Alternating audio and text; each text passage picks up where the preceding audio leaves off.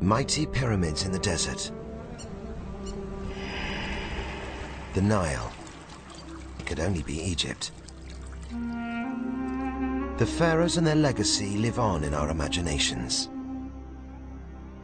But behind the popular image, there's a new story to tell.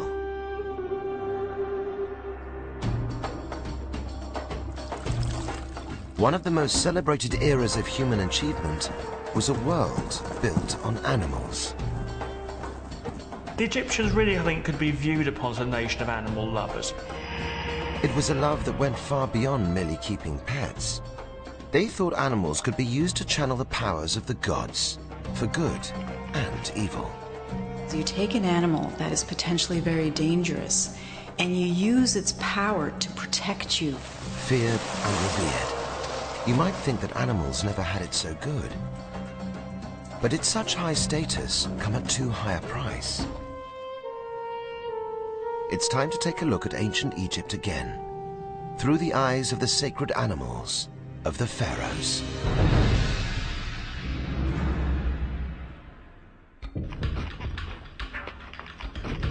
This is the story of a mission to dig deep.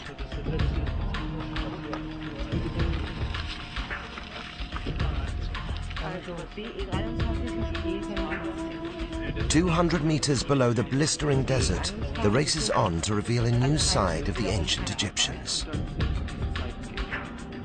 These passages were built 3,000 years ago as underground stores for mummies.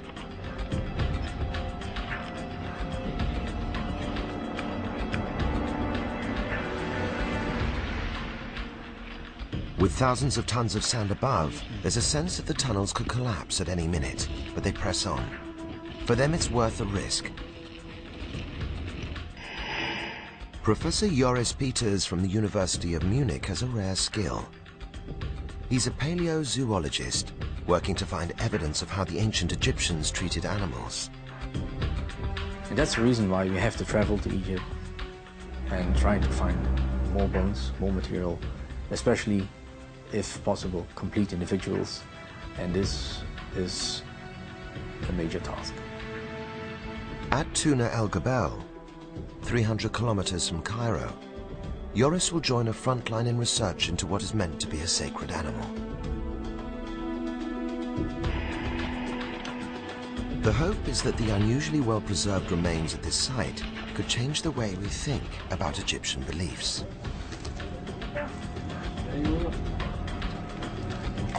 In these deep underground chambers lie the remains of 4 million mummies. Animal mummies. In recent years, a number of parent mummy factories have been opened, and stories have spewed out of Egypt of terrible animal abuse and mass killing. But can new evidence shed light on the mindset of these people? Were the pharaohs really cruel when they used animals in worship?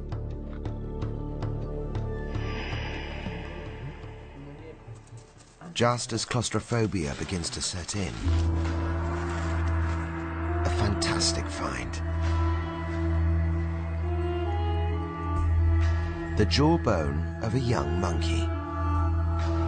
Piecing together the story of this little primate might help Joris to understand what was really going on back then. As Egyptologist Kasia Sherpakowska knows, it was a very complex relationship between people and animals and their role in religion, and that's why it seems complicated to us today. Joris's approach is to find evidence of how certain sacred animals lived and died. In ancient Egypt, people have produced a lot of depictions of animals on the walls of the tombs. And what we see actually is that these animals are all healthy, and it's a huge variety of species. It is of interest to know whether these animals were really healthy, and that's the reason why we try to look at animal remains from archaeological sites. And I'm particularly interested in baboons and sacred ibises. It is of interest to know whether these animals were kept and bred at these places and whether they were really healthy. But to do that will involve waking the dead. The 5,000-year-old Djoser Pyramid, oldest of all, and countless other temples sparked an interest in unraveling the secrets of the sacred animals of ancient Egypt. Sculptures, paintings, and texts, richly inspired by nature, captured the world's imagination. Some animals represented a living connection to the gods. Others were even allowed to make the final judgments on a human soul at the gateway to the afterlife. Animals influenced a rich array of gods, controlling life and death. Horus, the falcon god of the sun. Apis, the bull with the power of the creator. Anubis, the jackal-headed god from the underworld. And the sacred scarab beetle linked to the sun god Ra. The list goes on. At the University of Wales, Karsha believes that many answers to why animals were sacred don't rest with the gods or the pharaohs. What I'm interested in is finding out what the common people like you and I, what they did, how they prayed, who they prayed to when they were scared, what did they do to protect themselves. If we can understand what people were scared of, maybe we will understand the role of sacred animals. For Dr. Aidan Dodson from the Bristol University in the UK, looking at major gods like Thoth can help. Thoth was the clever god. He was the scribe of the gods. He was regarded as having invented writing, for example. And he had two sacred animals.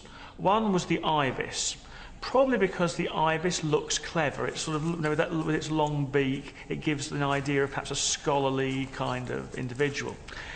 The other aspect of him was the baboon, almost a complete opposite, very much a different kind of behaving animal. Baboons, one of the things they do in the morning is get very excited when the sun rises and almost act as the herald of the rising sun. So Thoth is an interesting god in having two distinct sacred animals.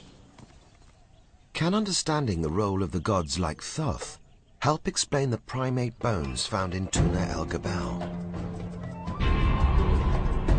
If animals like the baboon and ibis were so revered, how could they have been killed in their millions? Have we misread the signs? Or did being a sacred animal mean paying the ultimate price? Were the ancient Egyptians nature worshippers or animal killers?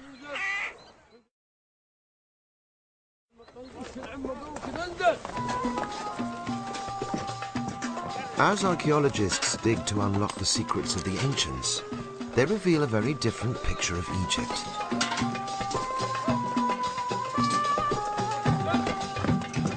Just by looking at hieroglyphs, it's clear that the ancient Egyptians brought animals to the heart of their religion and day-to-day life.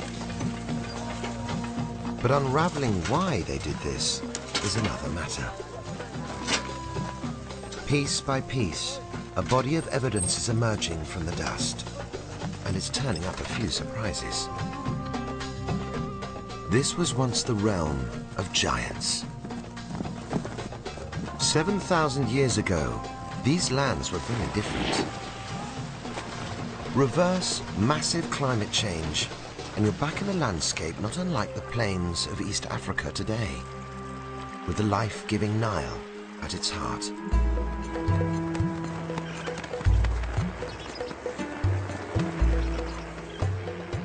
Animals and people flourished, but the Egyptians did something unique for a mighty civilization. They set out to live in harmony with nature. This was part of their world. This was a part of their day-to-day life. And they integrated this and brought it into their religion, so they worked with it, not excluding it, not making it outside of their life. Their life, the religion, the animals, the people were all part of a whole. They must have had a big reason to try and maintain a balance with the natural world. Nothing is bigger than creation itself. And according to Egyptian beliefs, animals reigned from the very dawn of time. To them, the world began when a sacred cow, Emet Waret, rose from the waters of creation. She gave birth to the sun. And where she rested her feet on the water's surface, earth was formed.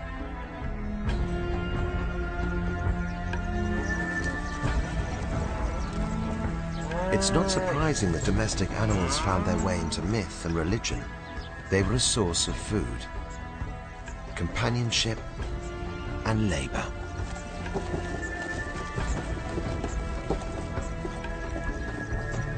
But for some reason, certain creatures were singled out for special treatment.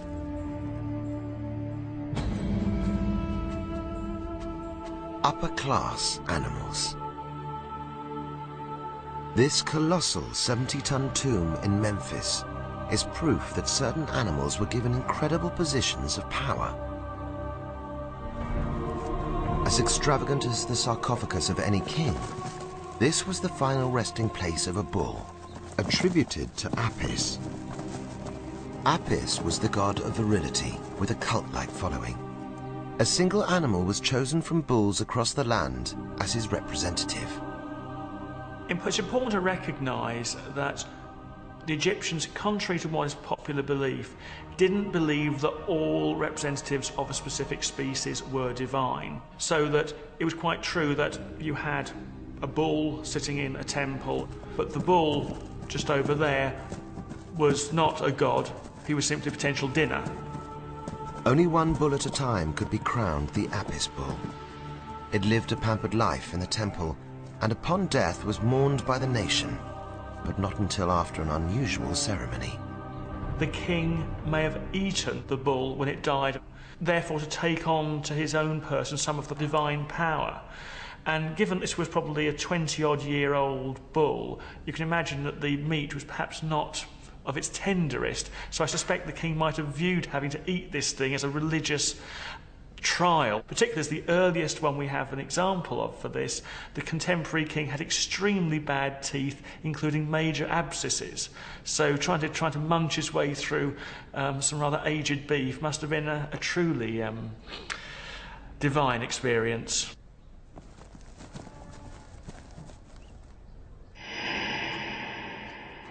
It seems that in religion, the Egyptians chose influences from what they saw around them.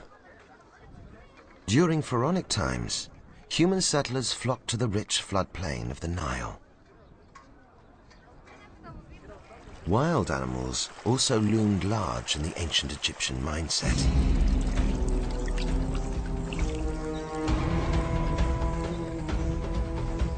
Living close enough to enjoy the river's wealth meant having some pretty lethal neighbors. Nile crocodiles no doubt killed people. But how did the Egyptians rationalize such a dangerous animal that was beyond their control?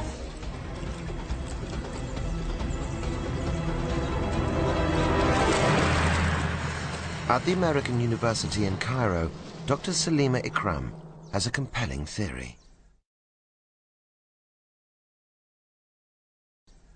They believed to some extent that certain animals were representative of certain gods. So a crocodile would be representative for the god Sobek, and the Egyptians believed that the spirit of the god would enter into one particular crocodile. They would pray to it, they would care for it, and it would be a god.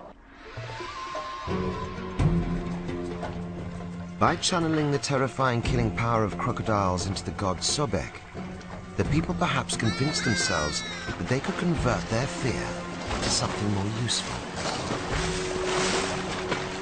No expense was spared when it came to worshipping their crocodile god.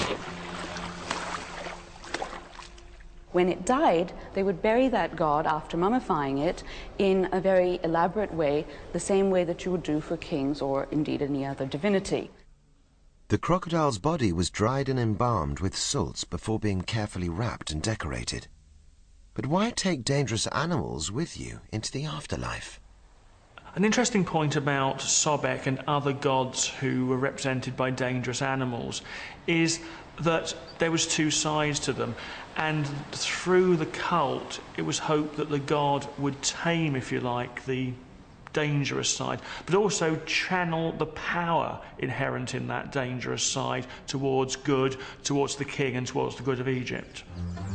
And the crocodile isn't the only potential man-killer that these ancient religious cults set out to tame in their unique way.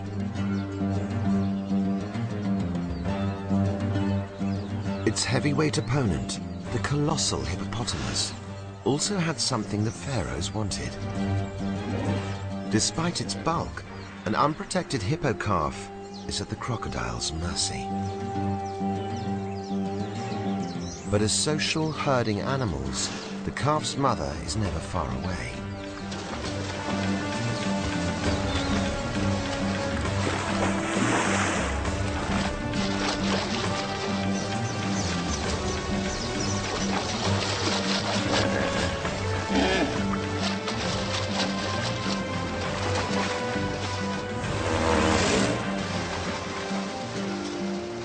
She will stop at nothing to protect her calf, and 2 tons of hippo is a force to be reckoned with, even for a crocodile. Despite the danger, this devotion was something the Egyptians couldn't help but admire. Hippos are the most dangerous animal in Egypt, even today. And so the concept is you take an animal that is potentially very dangerous and you use its power to protect you rather than harm you. The hippo is also a feminine goddess when she is protective as well. And in part, again, it might be because hippos have such a big belly, and that emulates the big belly of a pregnant woman. So visually, it brings to mind a pregnant woman. Luckily for female hippos, death and mummification wasn't part of the ritual. People found other means of harnessing the animal characteristic they wanted so badly for themselves. We find spells that are written that refer to praying to Taweret, the hippo deity, in order to help pregnant women, especially go through childbirth and have a safe childbirth. That was a very, very vulnerable time for Egyptians, was the first 5 years of their life, and there was a high infant mortality rate. In ancient Egypt, the average lifespan for a person was only 30 years. So the supreme mothering skills of the female hippo made her a heroine.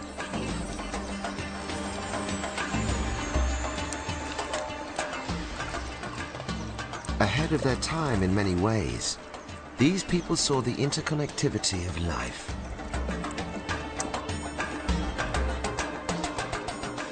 This beautifully observed lapis lazuli hippo is complete with a symbiotic bird.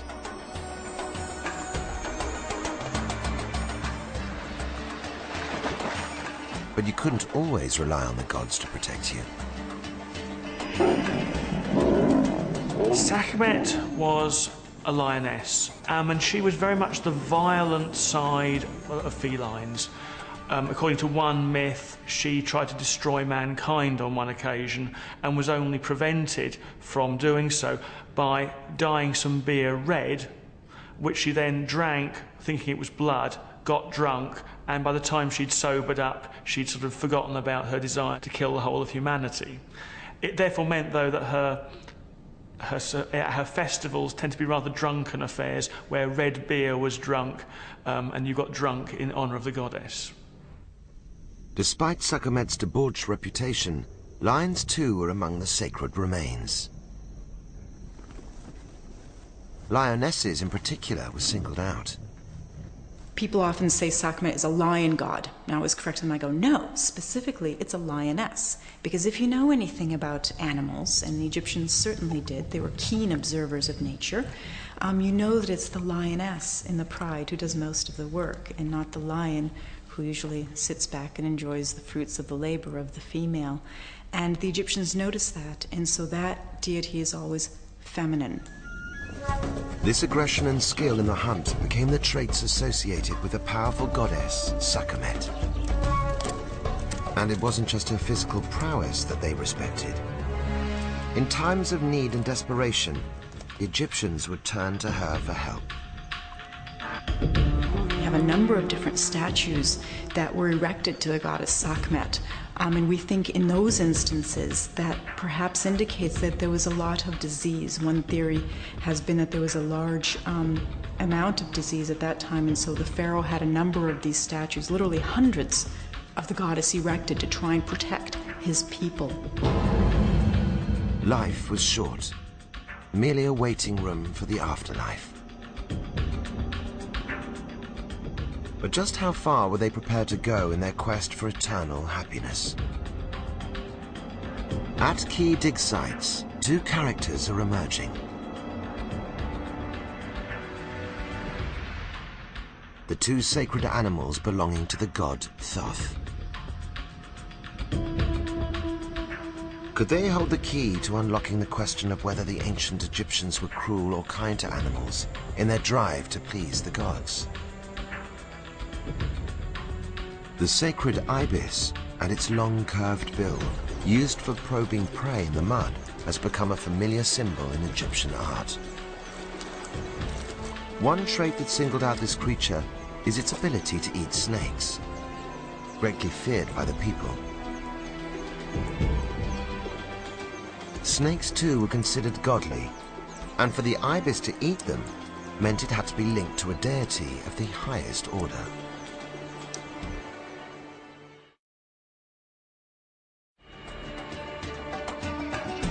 Thoth's other sacred animal, the baboon, was a species destined for extinction in Egypt.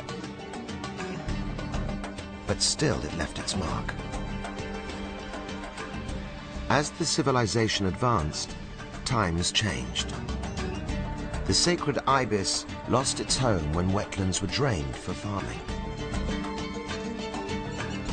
The baboon seemed to greet the sun god Ra as they warmed up after a cold night, faced an uncertain future for very different reasons. Ra was all-powerful, the god of gods. But because people thought baboons were close to Ra, they used these creatures as oracles to predict the future. So far, sacred animals have been attributed to good luck, health and prosperity. But just as the Egyptian world was divided, so too were their beliefs. Although southern Egypt, bathed by the Nile, was lush, just kilometers from the river, the desert ruled. Egyptian society was one of order and control. They may have considered themselves at one with nature, but they hated chaos. And the constantly shifting sands that swamped their buildings and temples became attributed to a dark god of the underworld, Set. Set, although he was a murderer, and it's unequivocal, he also, however, was a perfectly respectable god as well, as a patron god of southern Egypt, but also of the desert as well. I think that desert, the dry, dangerous heat of the desert, ties in with his murderous role, his bad side. Set murdered his brother, Osiris, one of the best-loved gods of all. Any animal able to survive in the realm of Set was considered frightening and unnatural. The spitting cobra was one of the most feared of all desert animals. Its striking shape common in art and religion.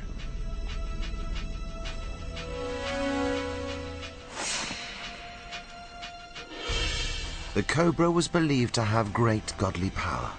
Snakes, again, are particularly important animal in Egypt because of their very strange nature. They move strangely, they shed their skin and are reborn. They have this incredible power, again, to spit their poison, to harm you. They were used by the pharaohs, who often wear one on their forehead. But a regular person like you or I could also take advantage of that fiery, spitting power of the cobra by making a little figurine. made out of clay. And so it's likely that these little figurines could be used in spells. Most of these spells are to keep away demons of the dark, nightmares, for example. And the idea being that you would place them in each corner of the room and therefore prevent all these entities from coming in and assaulting you when you're vulnerable and asleep. There was a lot of fear in the desert. Death was all around. Jackals, believed to be grave robbers, were associated with dead bodies and became synonymous with the god in charge of mummification, Anubis. Anubis was the chief embalmer. He was a pickler-in-chief, if you like. But he was also a guard dog. He's shown protecting the burial grounds. Anubis brings the dead person, having been through various ordeals and so on, into the judgment hall, where his heart is placed on a pair of scales. In the other is the feather of truth, and the idea is that the two pans should weigh the same, because the heart is the seat of intelligence and memory. So if you're pure, you haven't done anything wrong. The two should be together, and you can pass through to the next world. But there were a few things you could do to help your soul on its journey after death. The Book of the Dead gives things to say that the deceased would need to know in order to get successfully into the afterlife. Who was guarding certain gates to get in, knowing their names, their attributes. It also included a list of what are called the very famous 42 negative confessions, listing 42 things that you didn't do. Although many of them have to do with things like not stealing any cattle from the temple, there are also some such as, I didn't make anybody cry, which is one of my favorites. Otherwise, there was a goddess called Amit, whose name means the devourer. And she was made up of 3 parts of the most scary animals in Egypt. She had the rear end of a hippo, the 4 parts and 4 legs of a lion, and the head of a crocodile. And if your heart didn't weigh out, she would be there to snatch it up and eat it.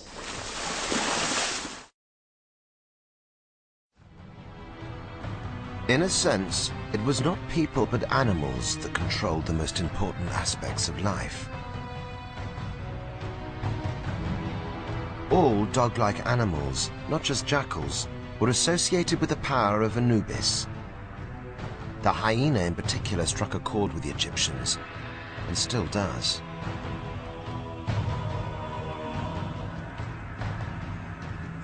This woman describes a recent ordeal just outside Cairo. She reports a dark hyena-like creature, known locally as Sawala, that attempted to abduct her 4-year-old son. Lucky she was able to keep it at bay before it vanished.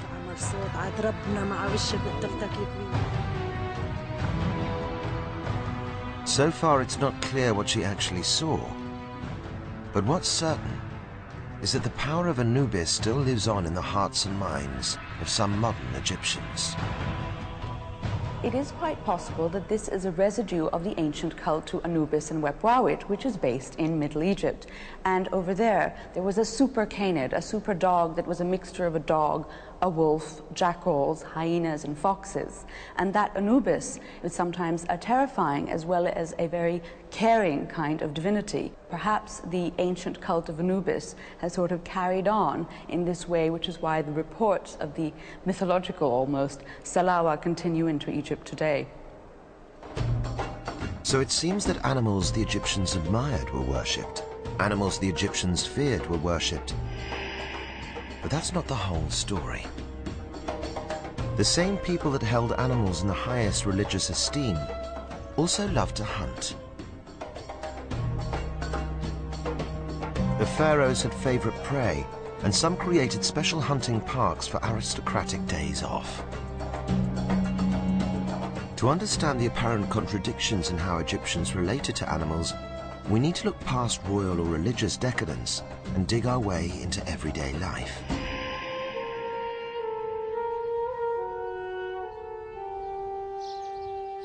One crucial question remains unanswered. How are species selected? Why were only some chosen as sacred animals? Here, in the ruins of what was once the major city of Elephantine, the golden statues are long since plundered. But there's other treasure here. It's a great sight for a zoologist like Joris to help archaeology teams work out how ancient people and animals lived together. They're unearthing thousands of years of trash.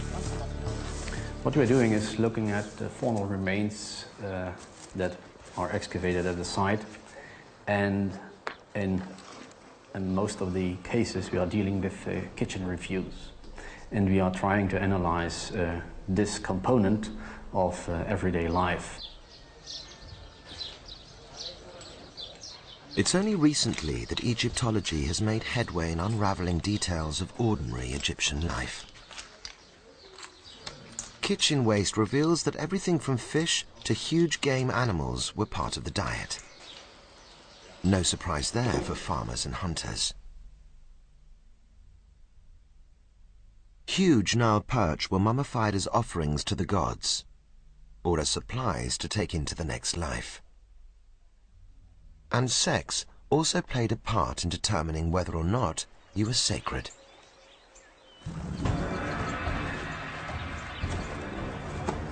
We know that female hippos were revered for their devoted mothering skills. But the larger, more aggressive males were hunted and killed.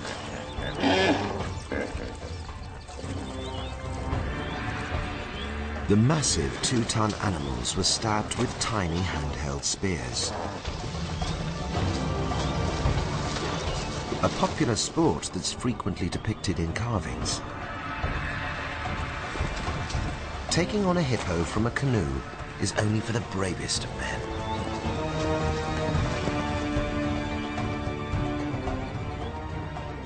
Hippos are often shown attacking crocodiles. Is that why male hippos were hunted?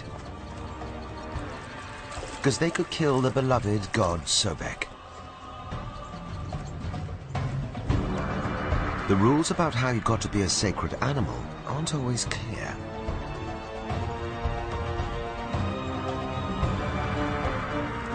Elephants lived here once, so they must have been admired.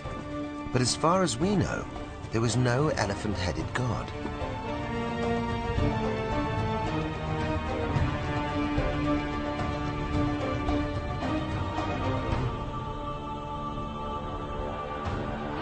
Tiny pieces of carved bone, that date from well before the first pharaoh reigned in Egypt, depict a weird and wonderful menagerie. Some native, but others less familiar.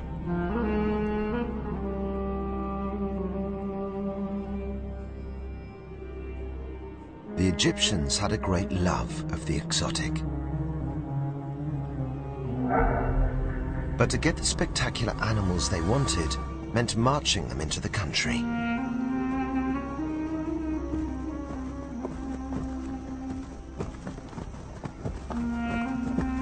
A carnival of animals had arrived in Egypt.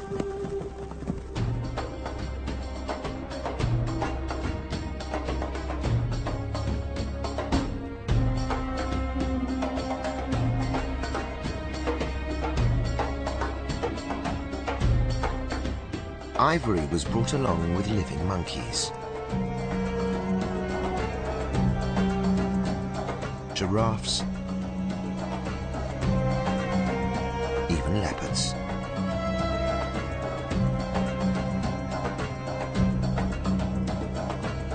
Creatures from the southern African continent destined for the pleasure of the rich and famous of the day. The ancient Egyptians kept some of these animals as pets. And it's interesting because early on we can see them experimenting with keeping various kinds of animals as pets. Pets such as gazelles, perhaps little bears, animals that didn't quite work out. And then later on we begin to see the more traditional ones. Dogs seem to be from the very earliest time period. Cats perhaps a little bit later. And cats being more useful perhaps for keeping away rats from the food sources. Many ancient Egyptians kept cats and dogs in the household. much as we do today. Although their attachment to their pets was perhaps even stronger, not in life, but in death.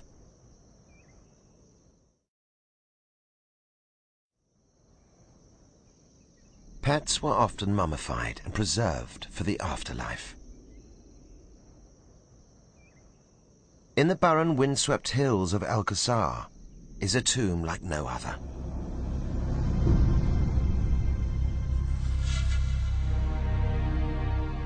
Thought to be a family crypt, several bodies have been carefully laid here to rest.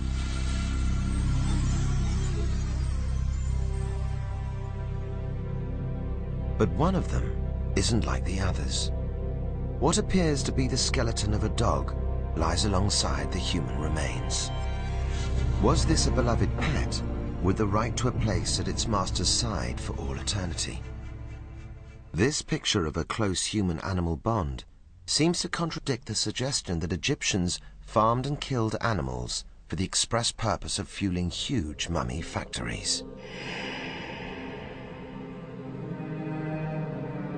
When opened, the underground tombs at Saqqara shocked the world.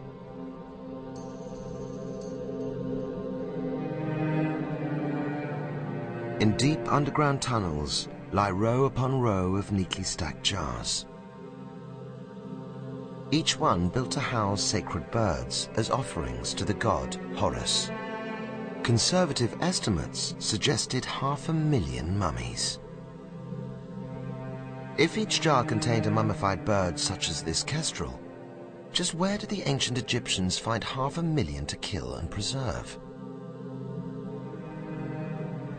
Priests may have bred these birds specifically for sacrifice, but even then, with falcons taking months to raise just a few chicks in their lifetime, the numbers seem impossibly high.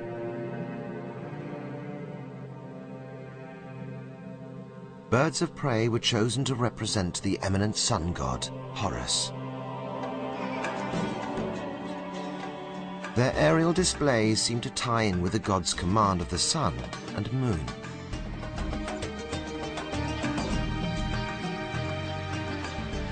With such power, it's little wonder that the people were willing to stop at nothing to keep Horus happy.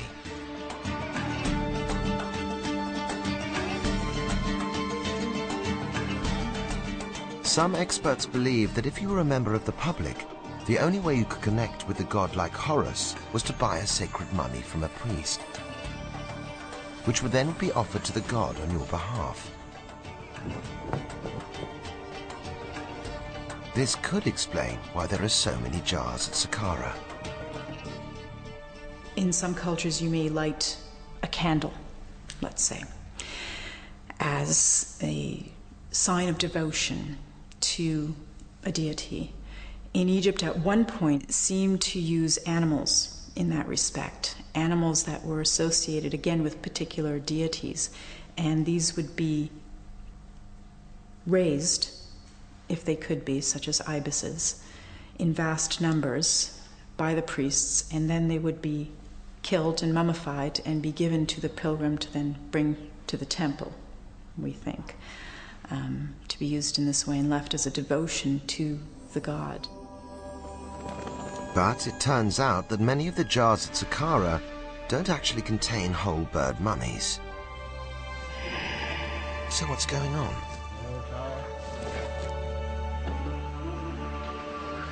Back to the tombs at Tuna.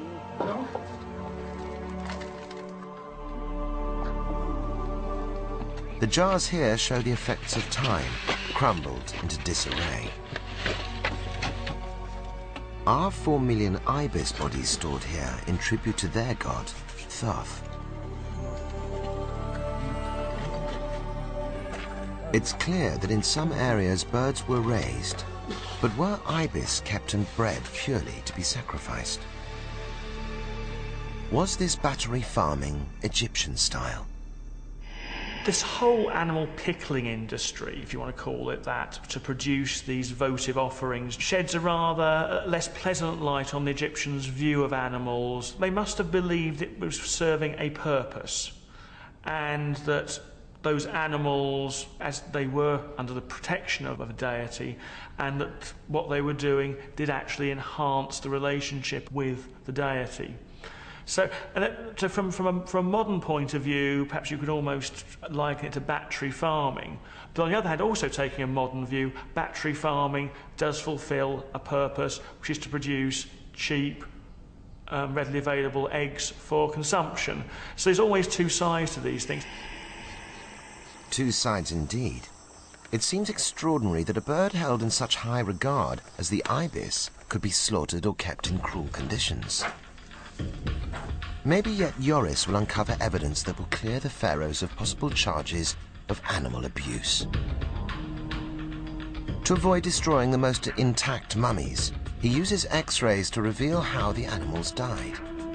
We know from other cemeteries that sometimes animals have been killed for the purpose of being mummified. So the question is whether in our case we are dealing with baboons or ibises that have been killed for religious purposes. So far, none of the X-rays have shown any sign of broken bones.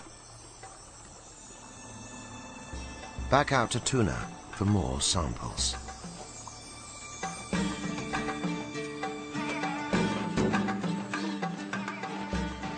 One ibis is about to see the sun again after 2,000 years of darkness.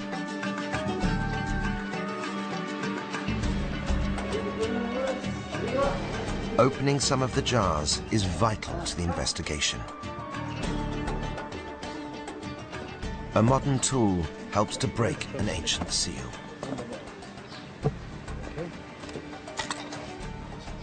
The only way to wake the dead is to read the animal's bones.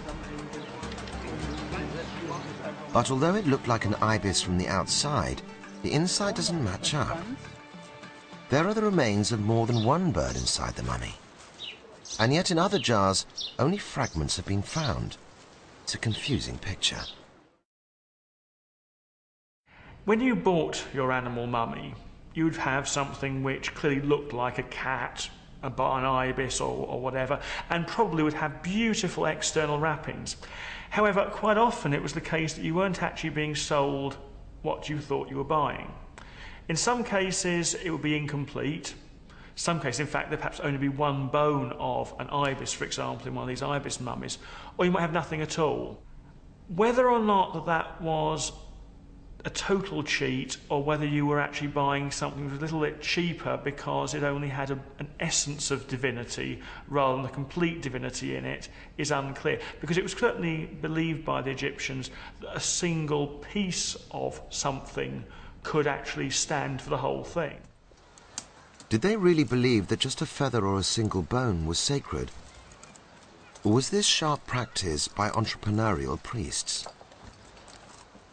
For Joris, despite a team of researchers poring over thousands of bones, the good news is that so far there's no signs of foul play.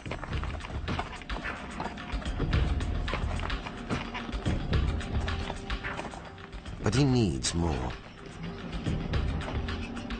At the very back of the chamber, after clambering over smashed jars and what's left of countless mummies, the site where the little primate jaw bone was found.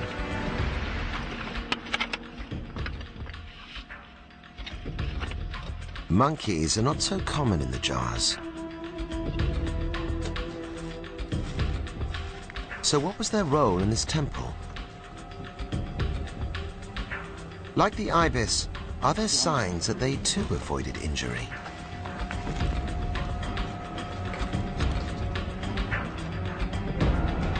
Then, a disturbing twist. Among various partial skeletons, a clue. A twisted bone. What happened to the primates of Tuna El Gabel? Just when it seemed the pharaohs could be cleared of maltreating animals, this upper arm bone of a monkey with an unnatural curve.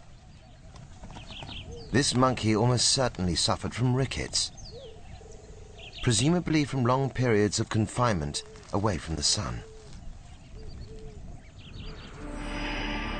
Was there an inevitable unsavory side to animal worship?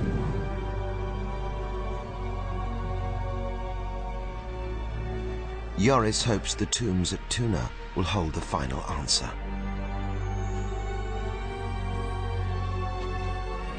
In the ibis bones, crucial new evidence has come to light. Joris has found clues to shatter the ideas of animal abuse and careless slaughter. In ibises, at least. Healed fractures of long leg bones are quite common at Tuna taboo, and there are some writings mentioning that people were guarding the animals and feeding them. So it looks as the incidence, this high incidence of healed fractures, suggests that people have been protecting these birds and feeding them. For the first time, Joris has actual proof that Egyptians were taking care of sacred animals.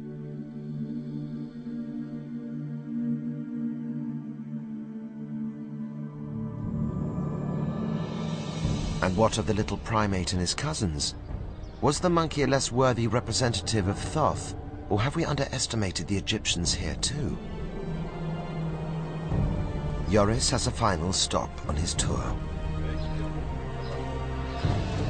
His colleague, Egyptologist Professor Dr. Dieter Kessler, shows him a site in Tuna, which houses remains of sacred baboons.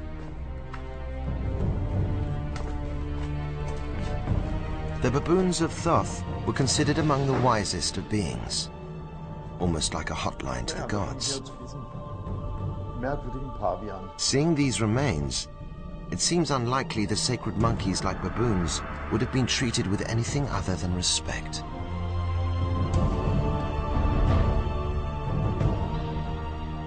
And despite finding the animal with rickets, so far Joris can't find any hard proof that monkeys were part of mummy factories.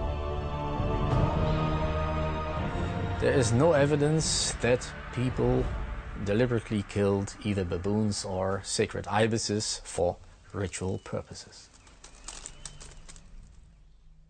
But the ibis and the baboon weren't the only animals used in worship.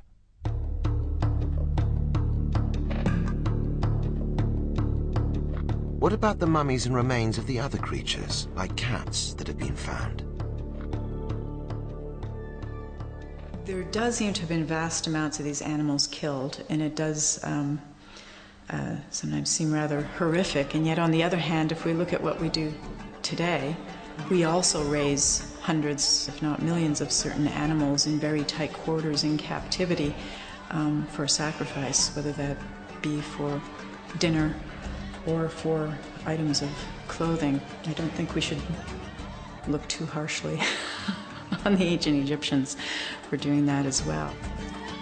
In central Cairo, people still flock to see embodiments of ancient gods, perhaps hoping even today for good fortune to smile on them. Thoth's two animal representatives still draw in the crowds. And in Thebes, tourists believe that walking around the scarab anti-clockwise will bring them good luck. For some, the Egyptian dung beetle is still as potent as it was 5,000 years ago.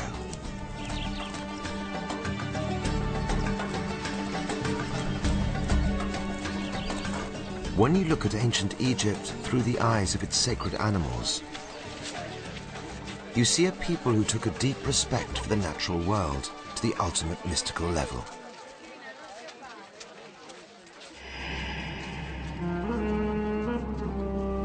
Just like us, the ancient Egyptians had a rich and complex relationship with animals.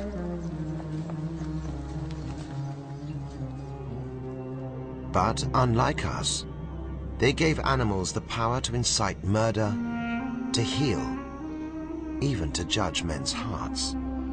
They made animals sacred.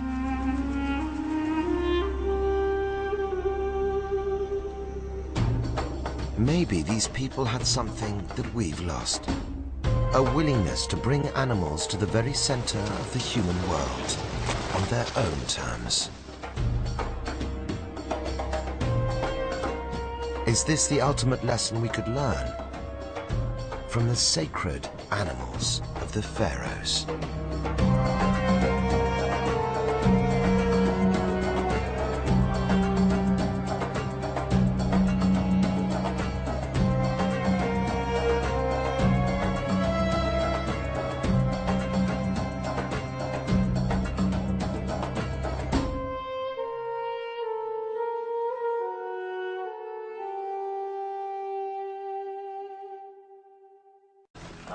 In recent years, a number of parent mummy factories have been opened, and stories have spewed out of Egypt of terrible animal abuse and mass killing. But can new evidence shed light on the mindset of these people? Were the pharaohs really cruel when they used animals in worship?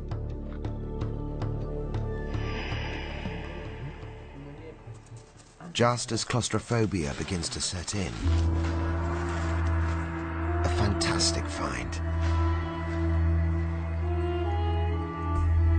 The jawbone of a young monkey. Piecing together the story of this little primate might help Joris to understand what was really going on back then. As Egyptologist Kasia Sherpakowska knows, it was a very complex relationship between people and animals and their role in religion, and that's why it seems complicated to us today. Joris's approach is to find evidence of how certain sacred animals lived and died. In ancient Egypt, people have produced a lot of depictions of animals on the walls of the tombs. And what we see actually is that these animals are all healthy, and it's a huge variety of species. It is of interest to know whether these animals were really healthy, and that's the reason why we try to look at animal remains from archaeological sites. And I'm particularly interested in baboons and sacred ibis. What I'm interested in is finding out what the common people like you and I, what they did, how they prayed, who they prayed to when they were scared, what did they do to protect themselves. If we can understand what people were scared of, maybe we will understand the role of sacred animals. For Dr. Aidan Dodson from the Bristol University in the UK, looking at major gods like Thoth can help. Thoth was the clever god. He was the scribe of the gods. He was regarded as having invented writing, for example. And he had two sacred animals. One was the ibis, probably because the ibis looks clever. It's sort of, you know, with its long beak, it gives an idea of perhaps a scholarly kind of individual. The other aspect of him was the baboon, almost a complete opposite, very much a different kind of behaving animal. Baboons, one of the things they do in the morning is get very excited when the sun rises and almost act as the herald of the rising sun. So Thoth is an interesting god in having two distinct sacred animals. Can understanding the role of the gods like Thoth help explain the primate bones found in Tuna El Gabal? If animals like the baboon and ibis were so revered, how could they have been killed in their millions? Have we misread the signs? It is of interest to know whether these animals were kept and bred at these places and whether they were really healthy. But to do that will involve waking the dead. The 5,000-year-old Djoser Pyramid, oldest of all, and countless other temples sparked an interest in unraveling the secrets of the sacred animals of ancient Egypt. Sculptures, paintings, and texts, richly inspired by nature, captured the world's imagination. Some animals represented a living connection to the gods. Others were even allowed to make the final judgments on a human soul at the gateway to the afterlife. Animals influenced a rich array of gods, controlling life and death.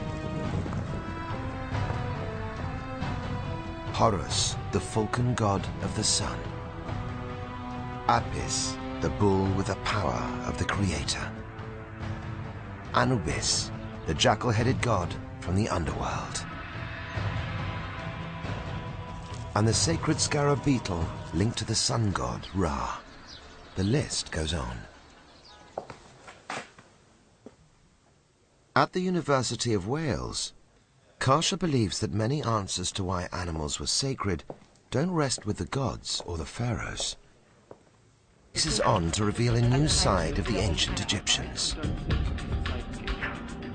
These passages were built 3,000 years ago as underground stores for mummies.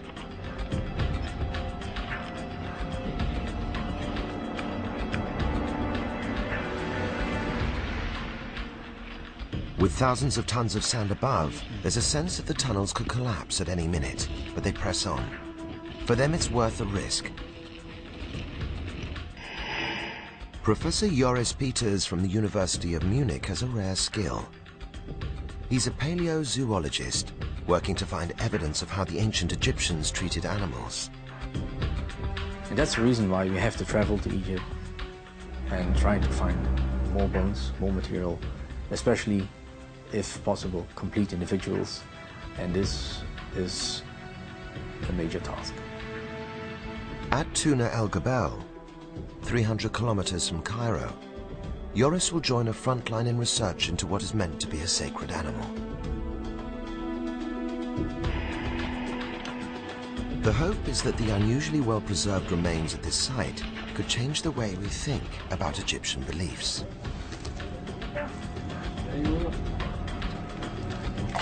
In these deep underground chambers lie the remains of 4 million mummies.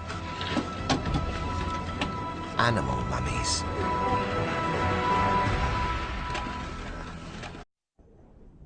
Mighty pyramids in the desert. The Nile. It could only be Egypt. The pharaohs and their legacy live on in our imaginations. But behind the popular image, there's a new story to tell.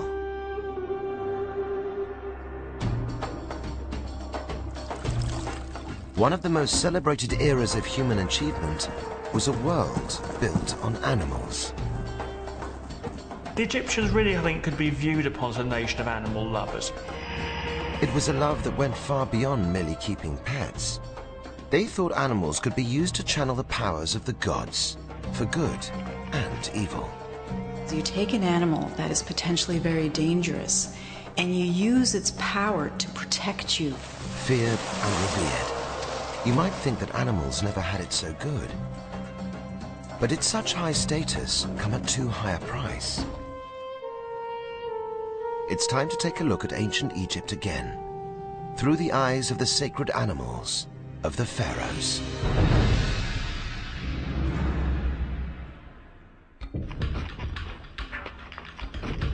This is the story of a mission to dig deep.